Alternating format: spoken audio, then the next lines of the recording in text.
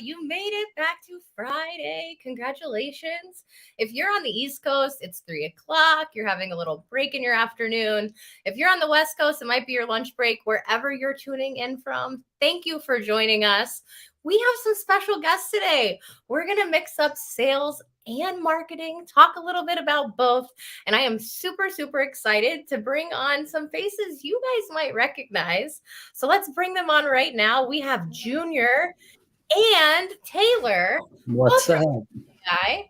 What's up, Yo. guys? Hey. Stoked to be here. Oh, thank you so much. I want both of you to be able to introduce yourselves a little bit. So who wants to go first? Taylor, we're going to put you in the hot seat. Taylor, tell us a little bit about you.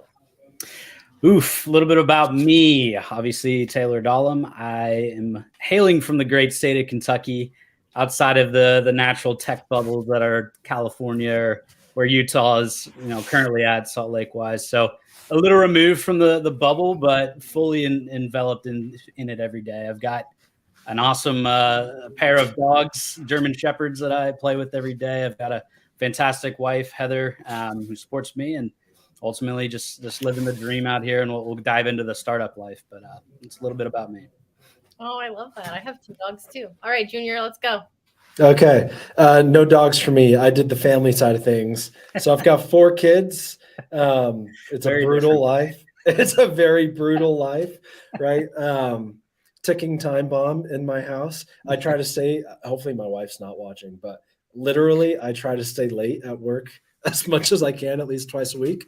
But Junior Latte, soul seller here at Pickle. Been loving the journey. Stoked to be here, Lauren. Go through, some questions, answer some things to you guys about ourselves, about Pickle, about, I don't know, whatever we're talking about. Excited, willing to go anywhere. Yes. And we're definitely going to talk about Pickle. We're going to talk about you guys. We're going to talk about your podcast you guys have going. We have some people joining us. AP is here. We got Sarah, Jody, David, Tom. We have so many people. What's up, y'all? Thank you for joining us. We have some hot topics today. So let's get right into them, y'all. We're going to go right into speed of play. Moving fast on ideas, even if they flop. Guess what, y'all? Some of them will flop. That's going to happen. But Junior, we're going to have you lead us off on talking about speed of play and how do you use this tool? How does this come into play for you?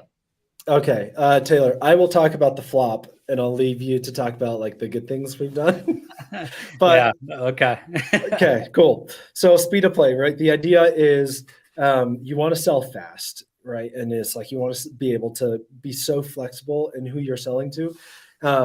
At least maybe not everyone here is in the sales world, right? But that's the world that I live in. So I had what I thought was this brilliant idea, right?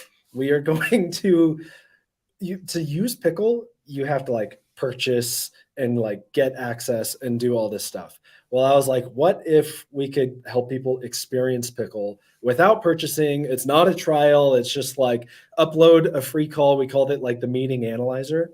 And in my mind, I was like, who wouldn't want to do this? Like everyone wants to like look at their previous meetings, review them, take notes, whatever. So me and Taylor, like I dragged Taylor into this. I was like, Taylor, it's gonna be a great idea. Like, trust me. And we dragged another developer. Our team's not that big. There's 3 developers. We dragged one of them away from like his day-to-day and like weekend life. I was like, dude, you got to build this thing for us like super fast. It's like duplicate the platform, make it so someone can upload a call and get these analytics. And we did it really quick within like a week. And I think to this day, we've had maybe 4 people try the actual meeting analyzer. Major flop, huge flop. But the idea was we had an idea. We wanted to deploy fast. So I just like pulled my resources, pitched the idea. Everyone was like, sweet, let's do it. And then we started to move forward. So speed of play there. Speed of play. So are you guys still doing that? Is that still something that's around? That's what I was gonna say. It's still around, and I'm sure maybe now it'll blow up thanks to Lauren's stream here. But it was one of those things where I don't think we planned on the distribution side as much as the creation side. And that's something we can dig into startup life, because you tend to get wrapped up in making something, and then you forget about, oh yeah, every day we got to beat the drum about this.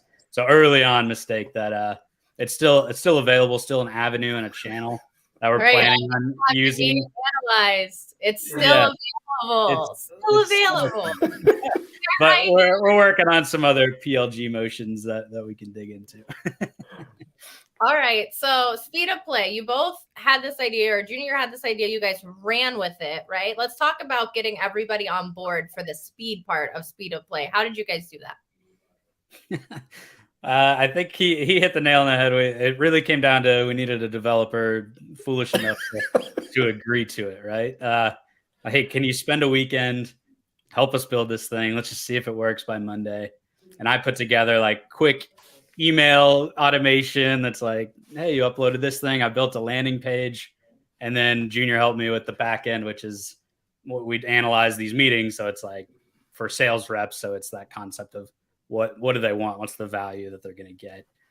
Which very much is all there. It's just, again, on the distribution side. So I think the key was just getting that developer who we tag is the one guy without kids on the weekend that's willing to do that. So that's kind of where the onboard happened. I don't know, Junior, you got any other aspects of that? I mean, he was totally on board. Like he was for it, right? And the concept here at Pickle is like move fast, burn fast kind of thing. So if he has to do a bunch of code and then we got to burn it for some reason, like it's okay. Like that concept here at Pickle is like well known. So he was down to do it. He knew it was going to be a weekend thing. Definitely outside of current hours. One thing we did is we specifically sidestepped the co-founders. Like it was kind of like a covert operation, because it's like, we don't want them to find out about it and then either be like, hey, that is a great idea, but then, add so much to it that it takes too long to deploy. So we just like 3 of us quietly did this thing and then deployed it ourselves, and it flopped, right? It flopped majorly on the distribution side. And then after the fact, the founders were like, I wish I would have known about that. We're like, hey, it was like a weekend thing. This wasn't like main hour work. So it's more of a like, let's test it and then ask for forgiveness later. But realistically, you did it over the weekend. You had somebody who was on board. Why not? Especially if it's something that could potentially be great. Like just try, y'all. Yes. All right, Junior, I'm going to leave you up as we transition into this next topic. Okay. So we're not going to say startups are not for you, but we're going to talk a little bit about startups right now. And are they for you? So Junior, lead us off with startup life and where this topic came from in your head. Yes. Okay. Startup life. It's amazing. And it's the hardest thing you'll do, right? Originally, Lauren mentioned like when I sent the topics over that I was like thinking about, the topic that I said was startups aren't for you, which is like in my mind now that I'm in it, I'm like, I maybe would have appreciated that. Someone like telling me like, hey, it's probably not for you, even though it's a great challenge. But you go into a startup like an organization thinking the product's going to be perfect. Everyone knows what they're doing. Right? Like we all come from organizations where it's like you've got a sizable team, you have people to lean on, like over 100 employees, like that function, that thing is flowing.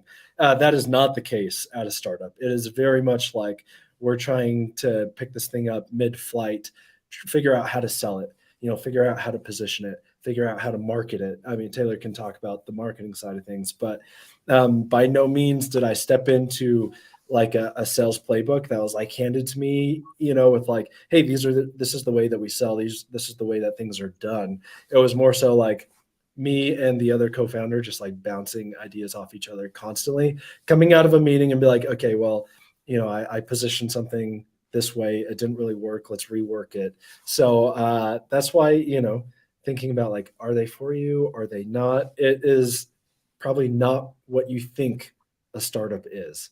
At least now that I'm in it, that's what I wish I had been told. Like, it's not what you think that it is. It's really, really not. Taylor, what would you say? Yeah, and I think we can harken back to the last topic, speed of play. We do have some successes, oddly enough, that we can cover. But point being is where I came from. I was employee number one, essentially, between the two co-founders.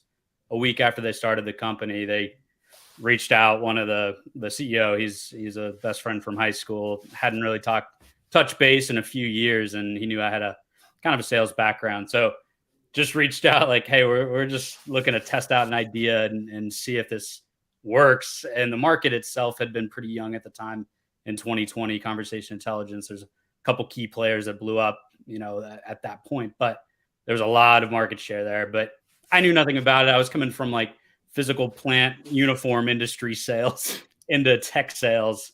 And that was just more of, I got a network. I don't know. I can cold call. Let's just see what we can make work. So as far as, I think I saw a comment asking about what's the skill gap and things that you're looking for. I did a ton of Googling, right? It's a lot of how the hell do I do this, or what needs to happen to get here? And I have a marketing background, but in terms of education and my degree, but realistically a sales background. So for me, it was a ton of it's a volunteer until you're paid motion.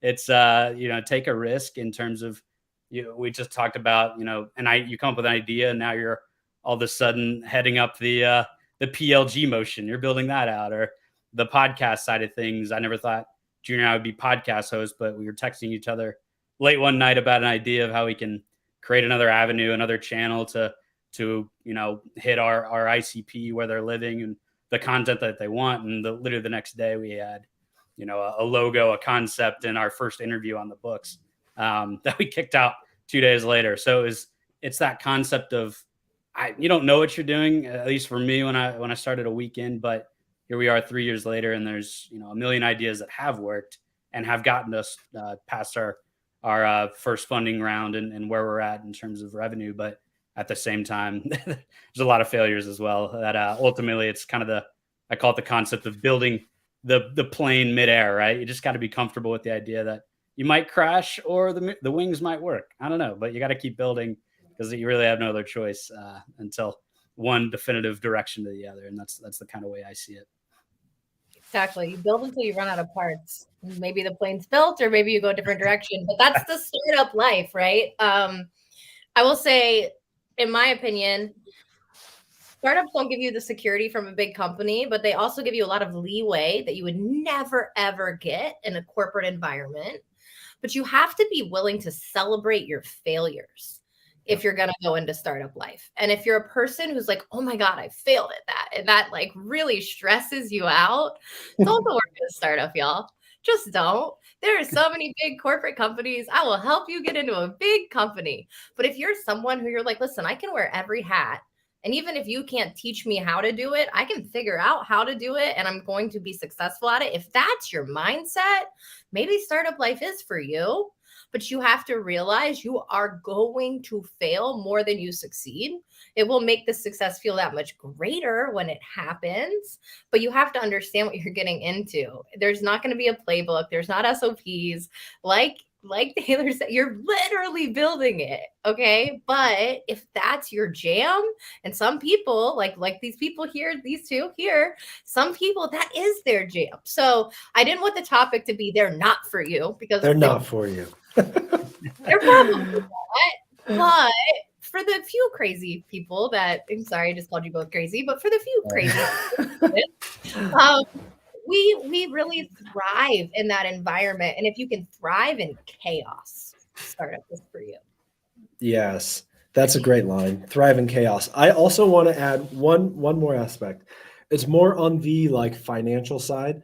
Like before joining Pickle, I didn't like sit back and make like considerations like, hey, am I financially stable enough to like take a risk on something where you're going to be underpaid at least for a little while, right? Until like you find product market fit, the product starts selling itself, all that stuff, right? So understand like you're going to be underpaid for the first little bit, like the equity and things that are offered you, right? Like those are really valuable, but not so much today, right? Like there's a ton of value if your startup goes somewhere, but today it's like those numbers don't mean much to you.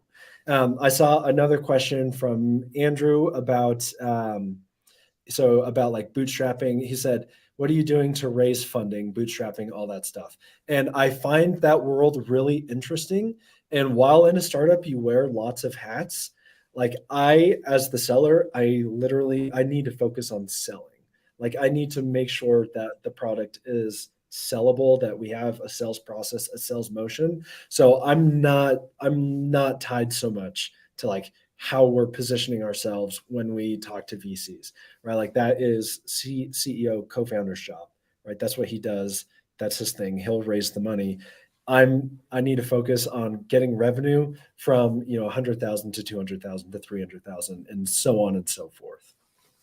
Yeah, and AP had a ton of questions. AP, we do not have time to go over every single question you asked, but there's so many phenomenal questions in the chat. I think that there's some great comments here. The world favors risk takers. I think you both would agree with that. We don't know what we don't know. And funny enough, that's coming up, right?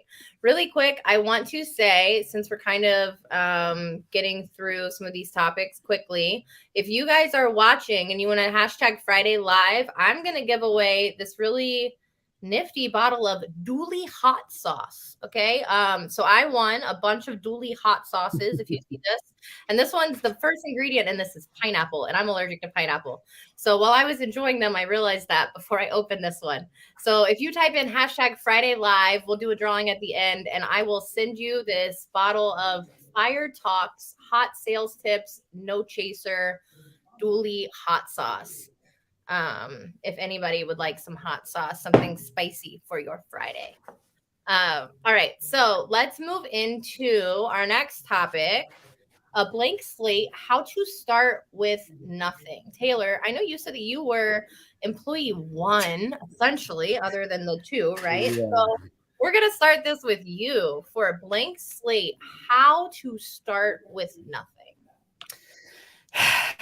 It's hard. I think when I first got brought on, I really didn't, at the time we had really no revenue, maybe we had a couple customers that were not that great in terms of size and what we're bringing in. So I was doing essentially 1099 work for a while in terms of like pure appointment setting, just however many meetings you get in. If they hit a certain ICP and they hold, right, they show up to the meeting, X amount per meeting. So that was like the first few months was that. And if historically at the time, it was like March 2020, right when the world was shutting down. So if you think about the context historically, it's like, income wise, it's not great, but at the same time, tech's starting to blow up. Let me take a chance and see what I can do. And especially when it came to like, at the time we were riding on the high of the Zoom phenomenon, the Zoom boom, in terms of how many people are just meeting online and interested in, grabbing the most out of their meetings and just having better meetings. So for me, it was working the network. It was understanding, I'm coming from a totally different industry, but the sales tenets are the same in terms of the one who wins is probably the one who prospects the most or gets in front of the right people more frequently, more consistently. So while, again, to the mantra of building the plane in midair, it's hitting up the people that are at least not necessarily warm leads, but people I'm friends with, people I'm connected with, especially on LinkedIn, has been probably one of the key tools to Pickle's success. It was a lot of who's in my network that maybe isn't a buyer or knows what we do, but is at least willing to hear out. And then from there, it's, hey, actually, I know this person. They can introduce you. And it was more like those third, fourth connection meetings that went somewhere and started planting the seeds in terms of, they'll at least hear it out. And then at the time, we really didn't have a great functioning product. Like we had some back end stuff, but more or less I was selling like PDFs on the idea of where we're going. And if you're willing to sign up in a month, we're kicking this out and we'd love to have you pilot it. So it was a lot of selling PDFs, selling this concept. And then from there, once it was live and was delivered, it's delivering on those promises. I turned into like a customer success rep as well at that point, making sure that, I'm delivering on what's been promised. And then from there, it's getting the feedback. And this is where the marketing aspect came from, where I started wearing that hat of, what are you enjoying about it? How can we make this better? What resonated with you? Why did you take this meeting? Asking those questions. And then from there, starting to develop, a real clear persona and then building, landing pages off of that, trying to connect with more people that are like-minded, starting conversations. And maybe this is where Junior can take over, where I handed the baton off to him, started building our marketing side of the house, and he took the reins as the sole seller from there. But it was scary. It was a wild time. We didn't know, what the coming weeks, months would look like. They were starting to cancel everything, and I think we were running out of toilet paper at the time, and it was wild. But it was one of those things where I just sat, grinded, because you couldn't leave your house, and I just tried to figure it out, and here we are. Yeah, I remember my first Zoom call with someone doing a sale when I had been doing in-person sales before COVID, and taking that first Zoom call and like asking for their payment information over the Zoom call was just something that I hadn't done before. And in my head, I was like, I hope I'm saying these things correctly as I'm asking for all this information. Because it was just like the next day we just changed things, right? Like the next day the world changed. We did things different. But so it wasn't really a blank slate, but we had to figure out how to do things differently immediately. Junior, let's go to you on the sales process. Taylor moved into the marketing side of things. Yes. So on the sales side, in general, I think about it this way. It's like, think about what you're really good at, right? First off, you're not going to take a role that you haven't done before in a startup, ideally, aside from co-founders, because they are just like, hey, I've got this idea. And then that's a whole different, game. But going into a startup as a sales hire, right? It's like, okay, what am I really good at? I'm good at cold calling. I'm pretty good at emails. Like, I can book meetings. So it's like you just start with the very basics and let those things happen, right? So day one, I sit down, I literally just started making cold calls because I was like, I'm pretty decent on the phone. I'm comfortable doing that. And I booked some meetings, right? And we're able to like get something on the calendar. Then the more you do that, like, you'll start to recognize either like a process or something else that you don't know that you then have to tackle. It's like, okay, well, if I've made 80 calls in an hour, and I haven't booked enough meetings, like, I need to refine my pitch. So then you start to like workshop some of those things, whether it's with Taylor, whether it's with a co-founder, listening to resources online, right? And it's like, you just take what you're good at and you start there and let the problems arise from what you just start doing, and then eventually you find yourself, okay, now we're like finding bigger deals and like we're having more conversations. Okay, good. What problems is that causing? Okay, how do you address it, right? And it's just like that snowball effect, but you literally just start with what you do best. If that's writing, start writing, right? If that's on the phones, let's do phones. If that's conversations with people, right, start conversations with people. Just start with whatever you're best at.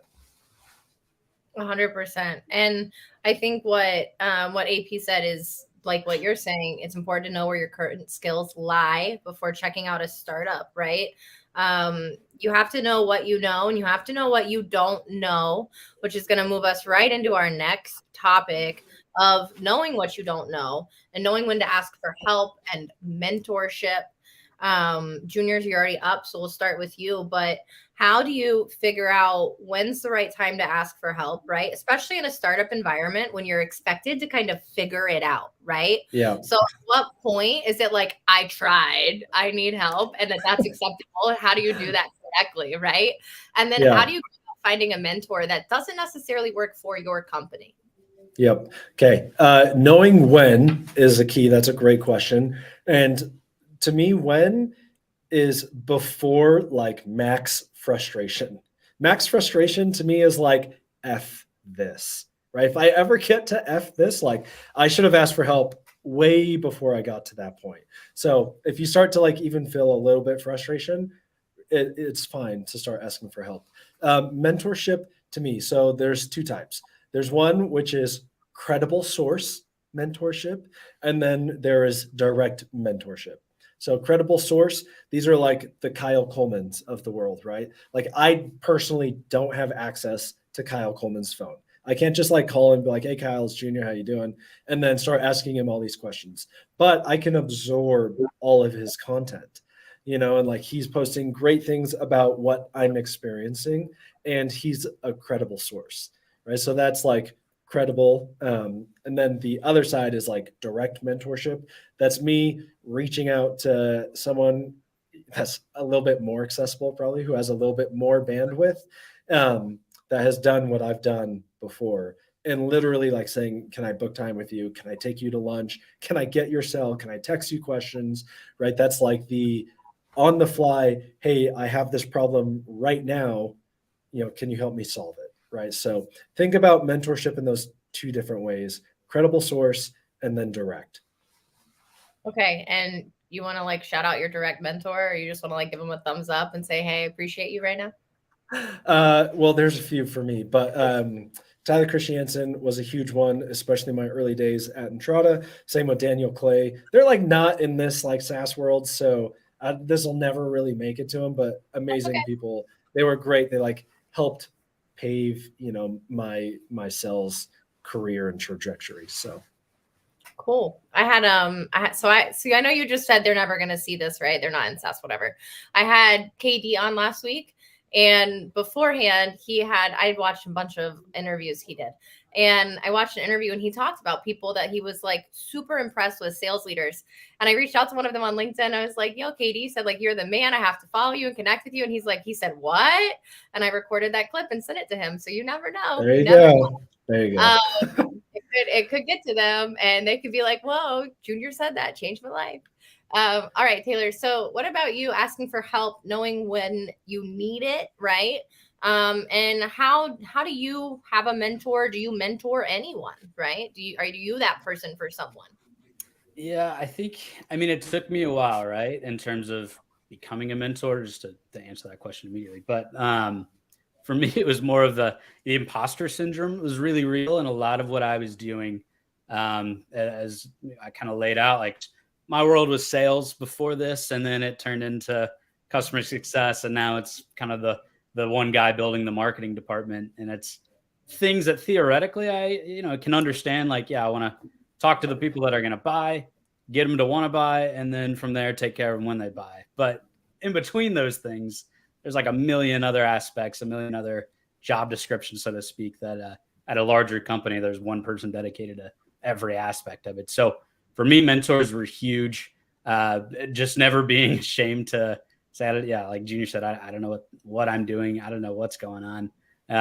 You can try to Google as much as you can, but even that, you still got to get the keywords right to find the best answer. And a lot of times it's just, some trash copy word stuffed blog or a keyword stuffed blog that ultimately it's not super helpful. So from that point, that's where, as I alluded to, LinkedIn was a huge aspect for me in terms of connecting with people that are maybe in my world, in what I do, or at least understand, what I'm going through. And it's just kind of setting up that expectation of, hey, got this question, but I'd love to like talk offline, right? Like, can we jump on a Zoom call? Can we do this? I built some awesome relationships.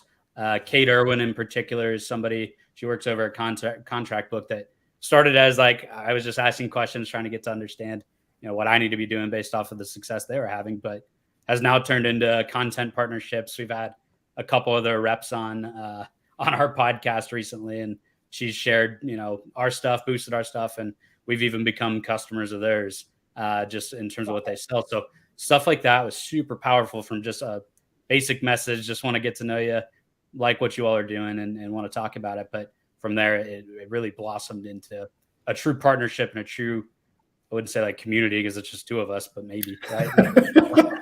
like that concept. And there's a few others that are like that. And it's a lot of it was just me asking questions. But then what you do notice is like, the more I explored, the more I tried stuff, the more I put stuff out there.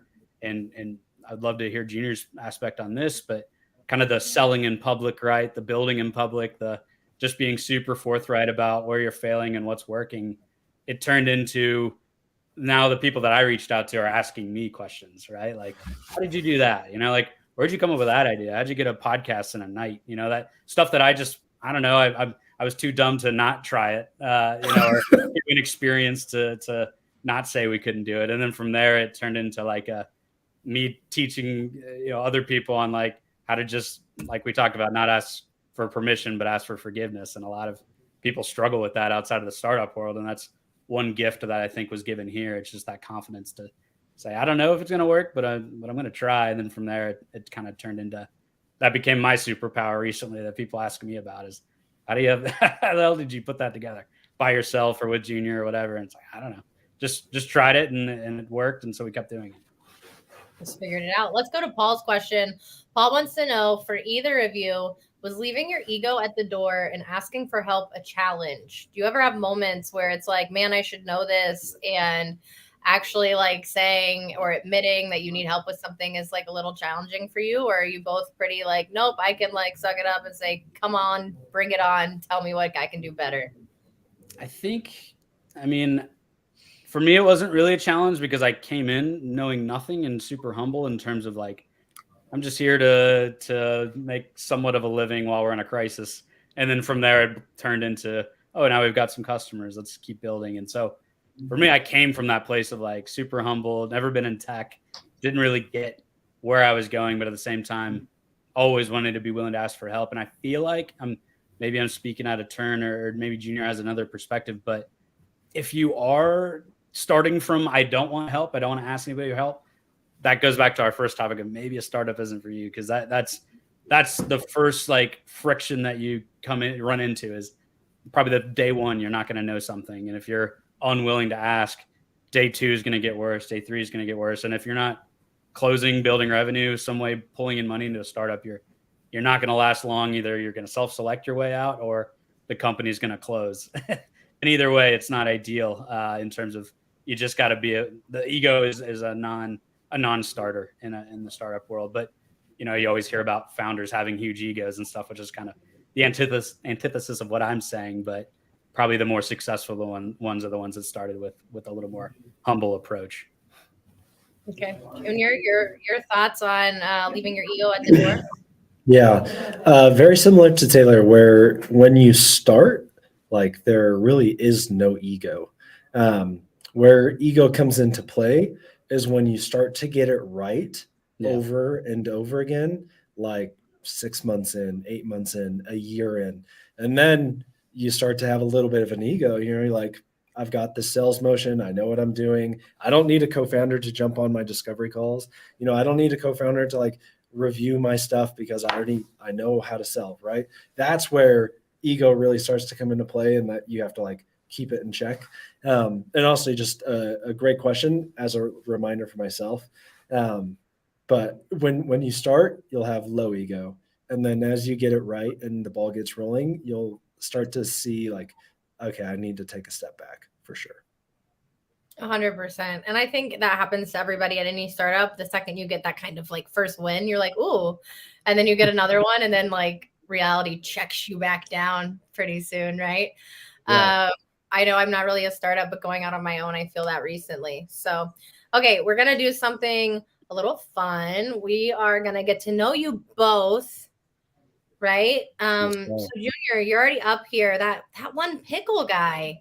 How have you been having fun with the Pickle on LinkedIn? Yes. Okay. On LinkedIn. Come on. Okay. A few disclaimers, couple things. One is, if you look at our logo, it's like the inside of a pickle, right? We strategically chose to not have the image of a pickle because it just doesn't represent itself well, right? Like you can't use these. Yes, this thing, right? Get a little closer. Get a little closer. Yeah. It's okay. People get the idea. Whereas like if it looked like a pickle, it doesn't represent very well. So let's get that out of the way. 2 is I started to recognize people would like tag me in posts and be like, oh, Junior Pickle, like, plays in this game, or like, look at Junior and Pickle. And I was kind of getting tagged. So I started to realize people like more so than remember my name, which they don't, they remember like Pickle because it's way more, it's a lot easier to remember. A lot easier to remember, I suppose. So I just embraced it. Was like, I'm just that one Pickle guy, because people will like intro me someone and be like, here's Junior. He works at that company called Pickle. So that's where that came from. I'm just that one Pickle guy, just fully embracing it. You eat pickles? Yes. What's your favorite kind of pickle? I don't eat pickles. I don't enjoy pickles. But you put me in a bad spot. Like I can't say no. Yeah, he signed a disclaimer. Like NDA. He's got to enjoy Founders pickles. aren't watching. Say you like fried pickles. Everybody likes fried That's pickles. what I was literally what I was gonna say. Like, Yeah. preferred pickle is fried. Okay, so Taylor, host of How Ideal. So you said you came up with the podcast Slate idea and you started a podcast the next day, right? Yeah. So tell me what it's like to have an idea and literally say, I'm not going to go to bed until I tackle this. Oh my God. We've had many of late texting sessions, and my wife can attest. She's like, "Who the hell are you texting?" And it's like 1 a.m, my time, but a little more reasonable his time with 4 children. Texting that pickle guy. But for us, it was more of this concept. Yeah, everybody's creating a podcast. Whatever, everybody's got a podcast these days. But for us, it was more of how can we just drive a deeper conversation than what was currently out there, right? Like for us, we're always fascinated with like the full seller, the full cycle AE, because that's our experience, right? That's what we're putting up with, and that's fortunately a thing that Pickle helps with and helps solve problems for full cycle sellers that want better meetings. There's your plug. But the concept was we want to go deeper than just theoretical sales gurus telling you about how to prospect or how to do this, how to do that, and more or less talk with an AE that has a meeting every day or has several meetings every day that is in the thick of it, running full cycle, and just understanding the sales is based on telling a story. So just tell the story of the sale, kind of reversing that thinking. And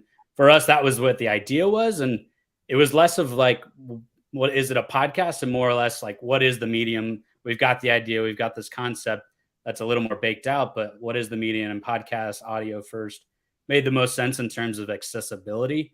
And then for me, it was at the time, we're contracting a graphic designer, and I asked her, I was like, hey, I've got this idea. I want some handshaking. I want these words somewhere on there. Can you just come up with a couple things? And it's like, we had the idea. We just needed the visual representation of it, just because that's what Spotify and Apple required.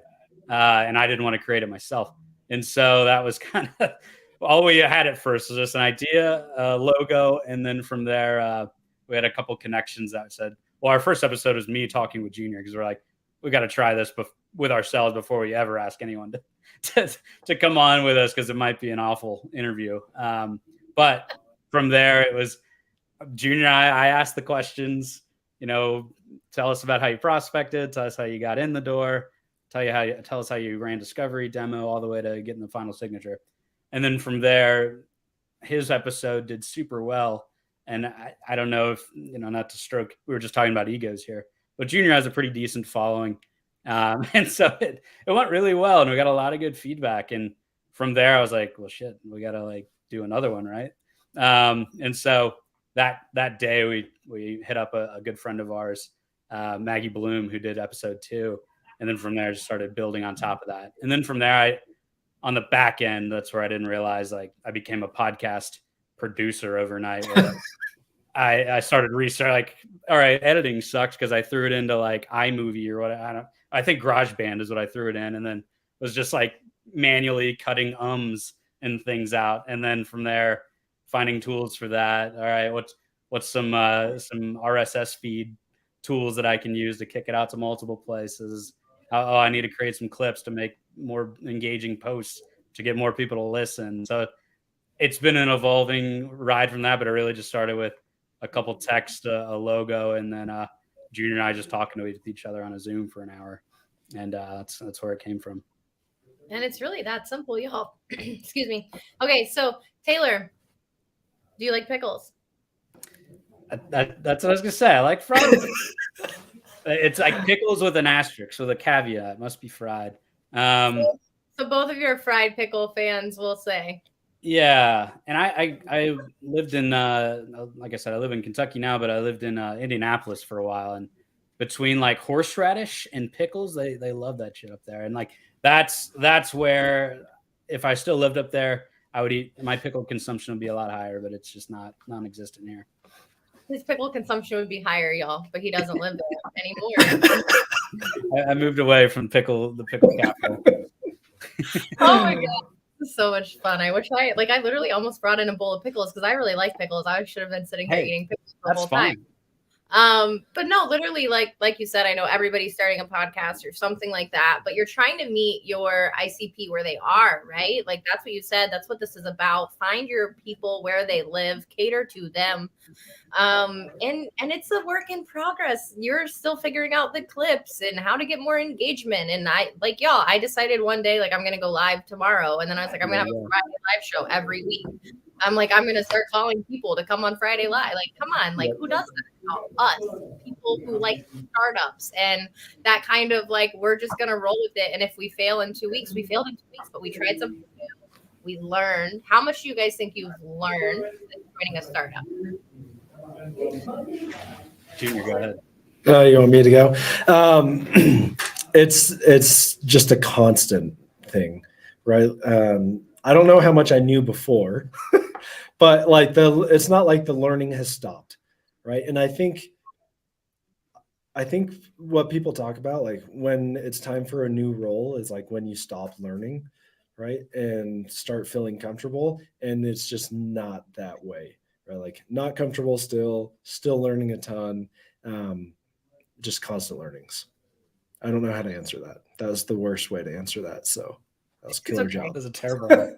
It's okay. I think you've said that you have learned every day since joining a startup, or you would have been looking for a new job. Yeah. Yes, right? Exactly. You're still learning. You're still happy. You're still good. Like, keep learning. Taylor, you think the same thing? You want to answer it just as poorly as Junior? I'll take a swing at it. But for me, I literally, and this is Junior doesn't even know this, but from when I started to like now, I don't know why it became a thing for me, but anytime I learned something new or like used a new tool or some new finding or some new KPI that I'm now tracking, like I wrote that down. I literally have like this notes app of like things that I've learned, and it's like this. And so that's like, for me, when I go back, it's kind of a cool reminder of like where I started and where I go, or where I've come from all the way to where I'm at. And then like Junior alluded to, if at some point I have a new direction or new destination, that's the first thing I'm looking at when I'm putting together my resume or my hire me tape. It's, oh shit, like what did I get here? What did I learn? What did I know? Maybe that I can't think about, because as Junior attested to, you learn something every day. So for me, I made it a kind of a conscious practice to write down any bullet point, any concept, any idea that I'm like, this worked. Here's how it worked. Here's why it worked. And then from there, add that into my personal kind of marketing playbook, because that's the career direction I want to go. Smart. That's so smart, y'all. That was just freaking fire from Taylor. Write down your accomplishments. Write down what you're doing day after day. Layoffs are still coming. Hate to tell you, you might wake up and get locked out of your shit one day. You can't go back. You can't track it. Write it down all the time. I used to screenshot the Zoom meetings with the CEO with all the numbers. I'm like, nope, that's mine. I'm taking it. Those statistics matter. You need to know where your company's at, what you've accomplished. Please, please, please listen to Taylor. I know I'm the recruiter, but he just gave y'all some fire career advice. Okay. Know what you've done. Know what you've accomplished. Keep a running list of that. If something ever happens, Taylor can literally go to that notes app, go to that list, and he can immediately take action on his resume and say, here, boom, boom, boom, boom, boom. Look at everything I've done. Literally like a mind-blowing list of look at everything I've done. So please, that's our little, like, Lauren's still a recruiter. We're going to talk about a little bit of hiring stuff. Layoffs are still around, y'all. They still are. And if you're sitting here and you're looking at me, you're like, Lauren, I don't need you because you're a recruiter and I'm good. Nope, sorry. Guess what? These two people, I know these two people. They could call me at any time. I would have their back. Same with a number of people. That's what relationships are about. Playing the long game, getting to know these people, planting seeds, like you've heard both of them say in this live stream. I have to tell you guys, we had another pickle joke. Dean LeVay. So Pickle's company is truly bread and butter. Sorry, I love a good pickle joke. Very nice. There's plenty of them. There's so many pickle jokes. I feel like we could go on for a while, but we will not. We've only had a couple people enter for this beautiful Dooley hot sauce. If you want it, hashtag Friday Live in the comments, and I'm gonna give it to someone. And I gotta give a really giant shout out to AP. AP has been dropping the questions. He had another question for you guys. Let's see if we can do this one really quick. What are the KPIs you're listening to? So what KPIs are important to you guys right now? What are you tracking? For me, it's we're kicking out kind of this product led motion. So it's the idea of, all right, we've got this free trial. What has to happen in terms of the acquisition channel that gets them from somewhere to the website, from the website to trying Pickle out, and then that's where the beginning is. And then at that point, it's all right. They've got 7 days, whatever, to convert, or each step of the way. What are they interacting with within the product? What are they clicking on? What are there some triggers that are like more team oriented or upgrade oriented that I can kick over Junior's way to say, hey, they're checking out integrations, they're checking out adding more users. That's the kind of stuff I want to know, on top of, you know, all the other concepts of the top level of marketing, the top of the funnel, which is how many people are listening to the pod that are also landing, you know, interacting with us on LinkedIn, also landing on our page. We've got a Utah sales meetup that we just did yesterday, and tracking those kinds of concepts of how many people signed in, who actually showed up, who is coming back to these things frequently. How can we interact with them and send them, you know, like we sent like pickle ornaments over the holidays. That was a Junior initiative that, you know, that's stuff that we picked up on, a lot of those top level stuff or the top of the funnel stuff that might not seem that important, but how do we take that relationship to a deeper part of the funnel, mid funnel, trying a demo, signing up? That's the kind of stuff that I care about, at least, and I'm looking is how to get them from here all the way down, you know. And then from there, you know, how do we get them to sign back month after month or year after year? The really big one for me, like on my end, is this year we set an aggressive goal to grow by 1,000 users, like 1,000 additional users, as fast as we can, right? So like our end of week chats, our end of month is like looking at number of users added towards that 1,000 user goal. And that's like a growth goal, right? That's something that I'm actively taking part in. Taylor's contributing to that, the co-founders, like it's part of the big vision right now. And that's one thing that's really unique about the startup life, right? Is you can set a team goal like that and it affects the 6 of us in the office, you know, whereas other places you set a goal like that and you're a bit of a cog in the wheel. You know, it's like, yay, I'm contributing to the 42 million sales goal this year. And you're going to put in, you know, 1.1 million of that, right? So just different mindset, but like you feel very accomplished. Dean wants to know, who is your ICP? Junior, who you got? VPs of sales in SaaS with a team of 6. DM me. Slide in DMs, y'all. Yeah. 6 or more, please. If you're under 6, he doesn't want to talk to you. Yeah. Sorry, how it is. Take the Taylor route. If you're under 6, you can just go through Taylor's route. Just sign up and start trying it. Yep.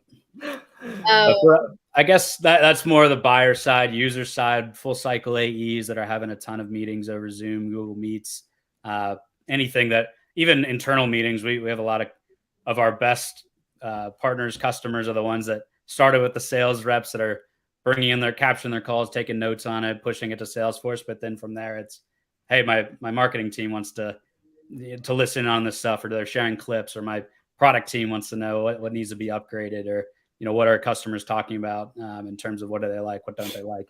We want to send that stuff in a clip form, as opposed to here's an entire recording, go dig through it. Could you imagine if you had to just dig through a recording? Like, that's why information gets lost, right? Mm-hmm. And I'm the first person to look at a meeting on my calendar and be like, yeah, I don't need to be there. No, exactly. Thanks. I'd rather just send you the highlights, Lauren, than exactly.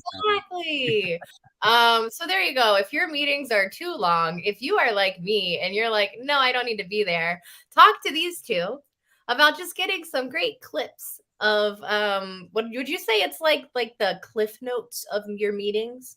kind of like. That's catchy, Taylor. You can throw that on the website. Yeah, Cliff we'll notes, update the you mean? website tomorrow. But I would say like that's the first use case, right? It's Okay. I don't want to take notes. I want to have an awesome hour-long conversation with Lauren, but I want to go back and be like, dude, there was like a million things that Junior said that was awesome. Like, what are the 5 things that I need? Clip that up, send them your way, and then you can create your highlights from there, right? Like make that super easy just from a show perspective. But on the back end, it's data. It's what types of conversations are we having? Like, how often is this competitor coming up? From there, why is this competitor coming up? I don't have any desire to go back and watch any call, let alone a month's or a year's worth of calls, but I do want the information of what's going on, why is it happening, and then from there put it in a place that I live already, which is Salesforce, wherever Google doc situation you might have going on. We try to make it super easy to push that stuff where you already live. Super easy where you live. Listen to that, y'all. So simple. All right. I hope you learned a little bit about Pickle. Y'all, we've only had 2 people enter for hot sauce, so I'm just gonna draw really quick for the hot sauce. I don't know what's going on. I guess nobody else likes pineapple hot sauce, maybe. I don't know. Too spicy. What's the spice level? The spice level on this one is a 7 out of 10. Unit. Yeah. 7 out of 10. I'm out. I want Scoville units. It's vegan. Yeah, I don't know, y'all. It's hot sauce. Their other hot sauce is good, I will say, the ones that I have tried. But hot sauce coming out right now, so let's see really quick. For some reason, it's not letting me share my screen, but it's just Jody and Andrew who are in it, and it's going to be 1 second, y'all. It's going really slow. Jody, you in the hot sauce. So woohoo! Jody's here. Jody made a pickle joke too. I didn't put her pickle joke up. Jody said, I wear pickle socks regularly. They are kind of a big deal. Yeah. God, I feel like I wish I had a company name that was like funny and I could make jokes about hindsight. Junior, what's our sign off on every email? Brian on. Oh yeah, the puns keep running. Yeah, the puns roll. Oh, I'm obsessed. All right. Well, keep the puns coming, y'all. This was a wonderful Friday. Thank you for joining us. Dean dropped his potato. If you know Dean, that's his thing. Y'all, thank you for joining. Hey, he's the potato man. Y'all are the pickle guys. It's a thing. That's great. I love it. Thank you for coming, everyone. I appreciate y'all. Next week, listen up. Next week, we have the SaaS Pros coming on. We are going to talk about all things breaking into tech. If you are not from a traditional tech SaaS background and you have tried to get in, these are the guys you want to talk to who are going to help you break through. They've written playbooks. They've helped so many people. I have so much respect for them. Eric and I are recent text buddies where when I'm having like a horrible day in my recruiting new solopreneurship, I can text him, like y'all said, how you have mentors and people that you can literally be like, I'm having a problem. What's going on? So shout out to Eric. And also big shout out for me really quick to Tom Slocum. I know he was here earlier. Tom is my specific mentor who helps me out in literally everything in life. So big shout out to Tom. Thank you, Junior. Thank you, Taylor, for having us. Any last words for anyone out there? Brian on. That's our thing. All right, y'all. This is fun. We will see you next Friday, 3 p.m. Eastern. Bye. See ya.